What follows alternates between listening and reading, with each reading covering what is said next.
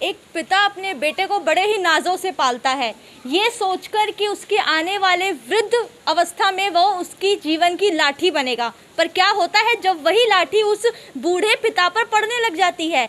क्या होता है जब वही लाठी उसे घर से बाहर निकाल देती है? जो घर उसने बड़ी ही मेहनत से बनाया होता है, उस घर में उसे छोटी सी जगह बैठने को नहीं मिलती। ये मजाक नहीं है। मैं नितिका शर्मा फिर लौटी हूँ आपके सामने एक ऐसी ही खबर लेके। एक पिता अपनी पूरी उम्र अपने बच्चे को सींचने में लगा देता है उसको, ताकि वो उसका नाम रोशन कर सके। पर यहाँ इस मामले में बात तो बिल्कुल ही उलट हो रही है। आइए बात करते हैं पीड़ित पिता से कि वो किस तरह अपना जीवन, अपना मकान छोड़कर एक छोटे से किराए के मकान में व्यतीत कर रहे हैं।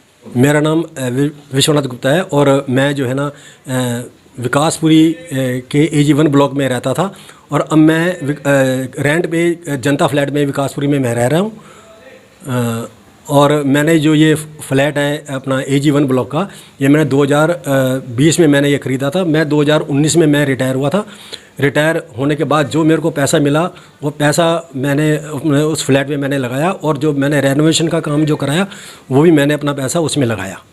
तो ये मैंने जो फ्लैट ख़रीदा था वो मैंने जो है ना मतलब उसके जो पेपर हैं वो मैंने नवंबर 2020 में मैंने मिसेज के नाम मैंने वो पेपर कराए थे। अच्छा, आपका खुद का मकान है, उसके बावजूद आप एक बड़े छोटे से कमरे में रह रहे हैं, किराए पे किस लिए? वो इसलिए रह रहा हूँ कि मेरे को जो है ना जब से मैंने मिसेज के नाम पेपर कराए हैं तब से जो है ना वो मेरे को मिसेज और बेटा ये मेरे को जो है जब से वो मेरे को टॉर्चर करें, जो कि आज 7-8 महीने हो चुके हैं। किस तरह से टॉर्चर कर रहे हैं आपको? ये मेरे को इस तरह से टॉर्चर कर रहे हैं कि मेरे को जो है ना ये 2 रोटी सवेरे देते हैं, 2 रोटी शाम को देते हैं और ये चाय बना के नहीं देती है मिसेज, और ना ही मेरे जो कपड़े हैं वो मेरे धोती नहीं है। आपने इसके लिए अपने बच्चे से बात करी? हाँ, मैंने बेटे से मैंने बात की थी कि भाई ऐसा क्यों कर रहे हो। तो जो है ना उन्होंने वो चाहता है कि बेटा ये चाहता है कि भी मेरे नाम वो इसको हड़पना चाहता है, इस फ्लैट को अपने अंडर में करना चाहता है, इसको कब्जा कर, वो इसको हड़पना चाहता है, इस फ्लैट को अपने अंडर में करना चाहता है, इसको कब्जा करना चाहता है। आपने जो अपना घर बनाया है वो किस तरह से बनाया है?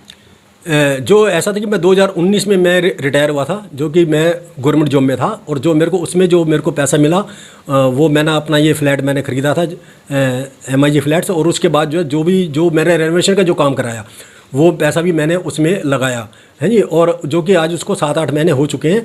तो मेरे को जो है ना मिसेज ने जो है ना ये जब से मैंने मिसेज के नाम पेपर कराए तब से जो है ना मिसेज और बेटा ये मेरे को दोनों ये मेरे को टॉर्चर करने लगे हैं। अच्छा, आपने इतनी मेहनत से इतना कमाया, उसके बाद इतना पैसा उस घर में लगाया, फिर भी आप उस घर में नहीं रह रहे, किराए के मकान में रह रहे हो, इसकी क्या वजह है? इसकी वजह ये कि बेटे ने जो है ना मेरे को 4 या 5 जुलाई को जो है ना उसने मेरे को मारा था। तो जो है ना फिर मैं उस टाइम चुप लगा गया। लेकिन 20 जुलाई को उसने मेरे को जो है ना, जब मेरे कपड़े वॉश नहीं हुए, जब मैंने उसका रीज़न पूछा तो उसने मेरे को जो है ना 20 तारीख को मेरे को उसने धक्का दिया और मेरे को उसने मारा और उसने मेरे को जान से मारने की धमकी दी। तो मैंने जो है ना उसको ये कहा कि भी मैं जो है ना पुलिस को फ़ोन कर रहा हूँ अभी। तो उसने मेरा मोबाइल छुपा दिया और मेरे को मोबाइल नहीं दिया, और उसने अपने मामा को फ़ोन करके बुला लिया, और उसके आने पर भी उसने मेरे को जो है ना मारा और उसने मेरे को जान से मारने की धमकी दी।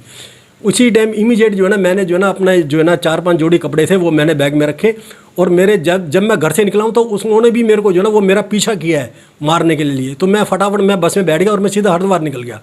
15-16 दिन में हरिद्वार में रह के आया हूँ। उसके बाद वहाँ, क्योंकि वहाँ जो है ना कोरोना के केस ज़्यादा आ गए थे और जो है ना लॉकडाउन लग गया था, तो मैं दिल्ली आ गया 6 तारीख को, और यहाँ मैंने रूम रेंट पे लिया है। और जो मैंने फ्लैट ख़रीदा था उसमें मैंने जो है ना बैंक से लोन लिया था 20 लाख रुपए, जो कि उस लोन की जो है ना किस्त मैं खुद पे कर रहा हूँ। तो उसमें, क्योंकि उसमें जो है ना फर्स्ट नाम मेरा है, और बेटे का भी इन्होंने जो है ना बैंक वालों ने ये कहा था कि भाई तू जॉब करता है तो अपने पेपर दे ऑफिस के, वो पेपर उससे ले ले, लेकिन फर्स्ट नाम मेरा है। और जो मेरे पेंशन के बेस पर मेरा जो है ना लोन सैंक्शन हुआ, जिसकी लोन की किस्त मैं नवंबर 2020 से और अब तक मैं उसको पे कर रहा हूँ। और जो यहाँ मैं रेंट पे रह रहा हूँ तो मैं रेंट भी पे कर रहा हूँ। और ये तो आप रेंट पे रह रहे हैं, यहाँ खाने पीने की कोई सुविधा नहीं है, वो कहाँ से जुटा रहे हैं? उसके लिए ऐसा है कि मैं जो है ना मतलब यहाँ जो रह रहा हूँ तो मैं सिर्फ एक सोने के लिए रह रहा हूँ बस।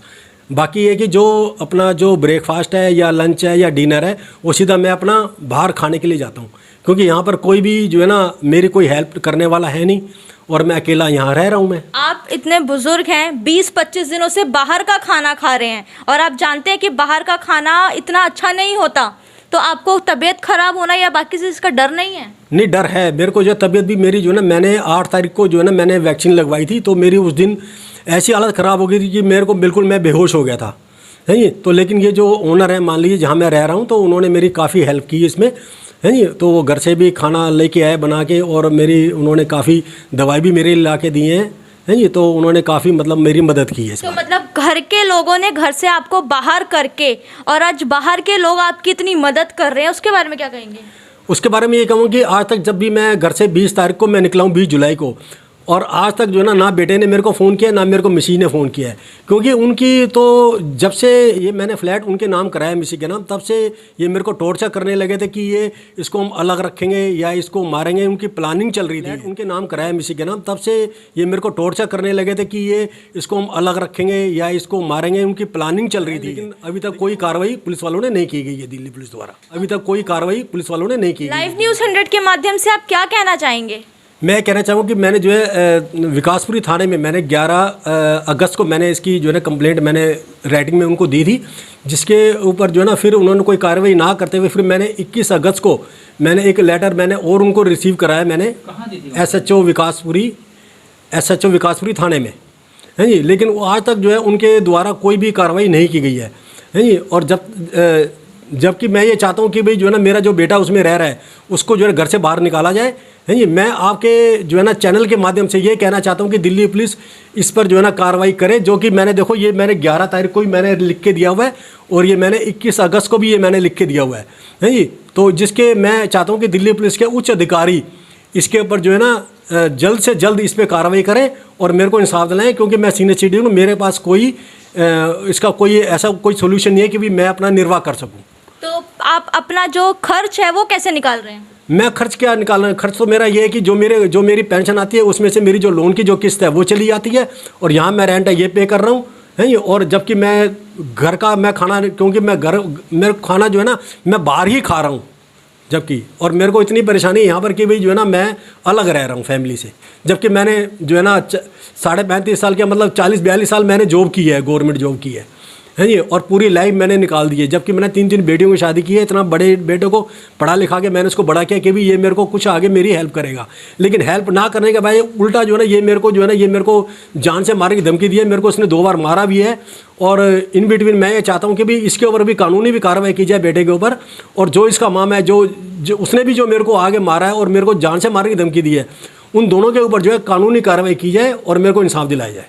मेरे को जान से मारने की उन्होंने मेरे को धमकी दी है, तो इसलिए मैं यहाँ रेंट पे रह रहा हूँ। और जबकि मेरे जो है ना बेटा उस पर कब्जा करना चाहता है। बेटे का नाम अमन गुप्ता है और मिसेज का नाम गीता गुप्ता है। और जो मेरा साला है जो उसका मामा है, जिसने कि उन्होंने उसको फ़ोन करके बुलाया है, उसका नाम है राजेश अग्रवाल। ये तीनों के तीनों मेरे को जान से मारने की धमकी इन्होंने दी है, और ये मेरे को जान से मारना चाहते हैं। अगर कुछ मेरे को इन फ्यूचर कुछ ऐसा होता है कि उसकी जिम्मेदारी इन तीनों की होगी इसमें।